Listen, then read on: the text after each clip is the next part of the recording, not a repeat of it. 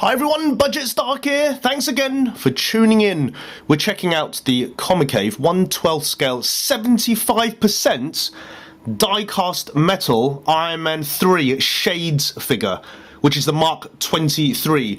For those who are familiar with Iron Man figures, this is a heat-resistant armor, and its body is very similar, if not identical, to the Mark 40 shotgun. Paint app is obviously a significant difference with this camouflage military type paint scheme. Other than that, it's pretty much identical in terms of body contours, design, overall look. But we're going to talk about the Comicave version because it is a super articulated figure. When I first started picking up Iron Man figures, I thought the SH Figuarts was probably the most articulated in terms of movements, flexibility, compared to things like King Arts and the Hot Toys figures. But this Comicave one is even more articulated with great paint app, and I was quite pleasantly surprised by their detail. This line is licensed by Play Imaginative, but made by Comicave. So I just want to clear something up here. This is not made by Play Imaginative. The license is theirs, but Comicave Studios are the ones who manufactured this.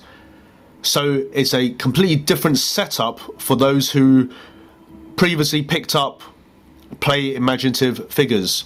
We're going to have a quick look at the box firstly, because I think this paint scheme is excellent. Nice design, and it is a Japan exclusive shown over at Wonderfest in February 2016, and I believe it's an exclusive for Japan territory only. It may be available on eBay and possibly resellers also.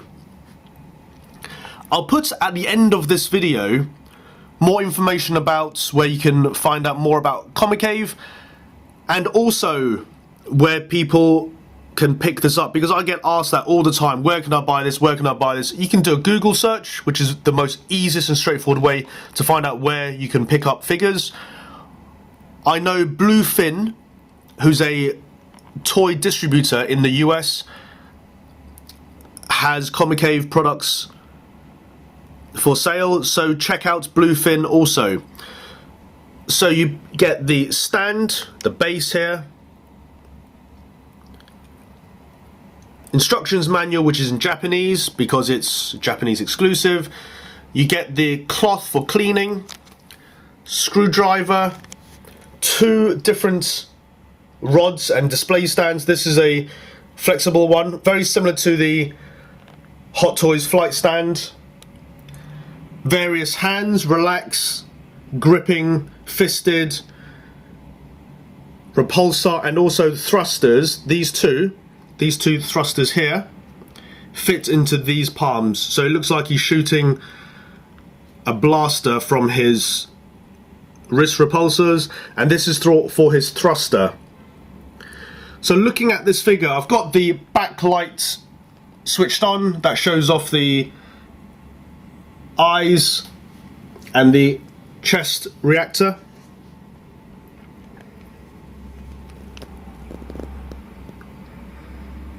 Very bright, a tinge of blue light there, not quite brilliant white.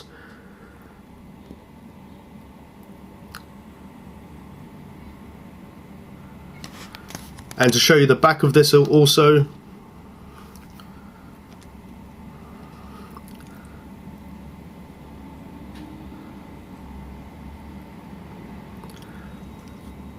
and that is the little switch that switches on the light.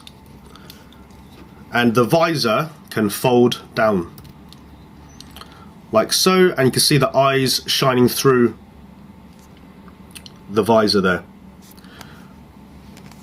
So I'm going to show you a little bit more in comparison to how this looks to the King Arts figures and also the Hot Toys figures in terms of size, and also a couple of articulation points, because it's quite impressive, I thought. Quite surprised by how it holds up in terms of flexibility. With pretty much all of the Iron Man figures, they have a drop down of the legs to extend articulation, and check this out for flexibility. You can do the splits easily, you can get them to stand like that, no problem. You've got full rotation to a ridiculous amount of movements. The arm joints are excellent. You can move them in a very impressive way. And this is the bit that I quite liked.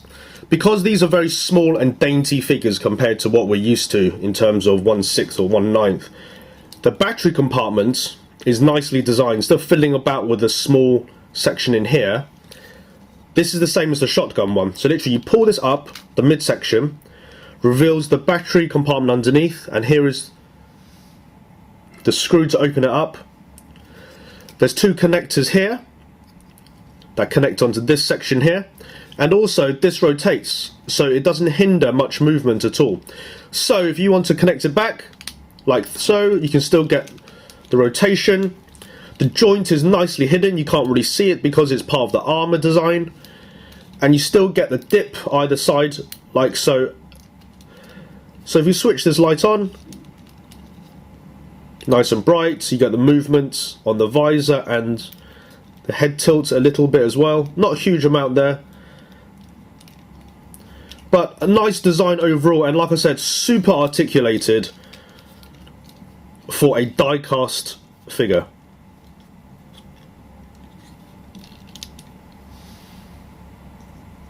Just going to show you a quick weight comparison. Not many YouTube videos out there show weights of figures because it's one of the hardest things to demonstrate, but I've just got a set of digital scales here so you can see how sturdy this is, and in terms of weight how it compares to other figures. So this is the Comicave 1/12 scale Shades figure, and it weighs around 145 grams.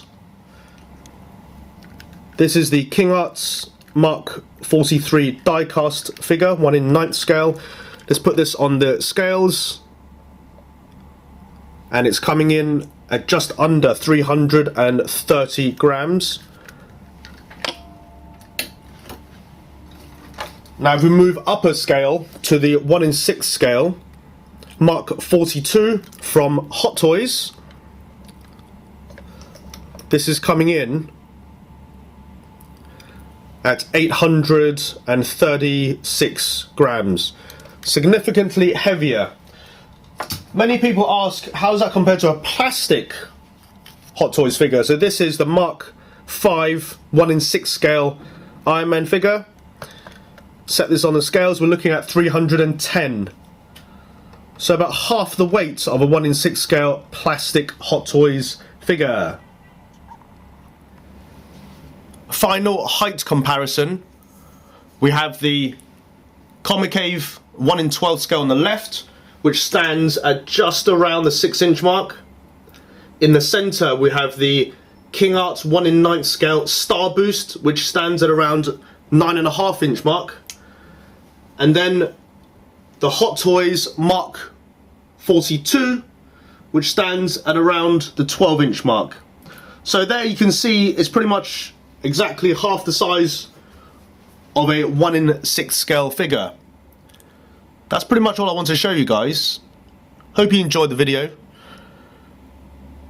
Here's some more details where you can pick up or information on Comicave figures in the future. Thanks for watching, and catch you all at the next video.